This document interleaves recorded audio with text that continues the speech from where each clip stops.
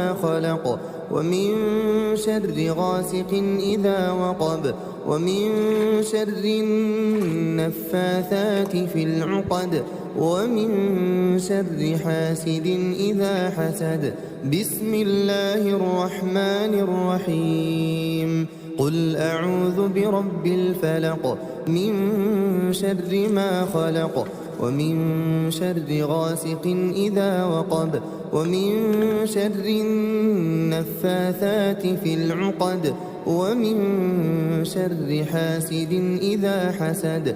بسم الله الرحمن الرحيم. قل أعوذ برب الناس ملك الناس إله الناس من شر الوسواس الخناس الذي يوسوس في صدور الناس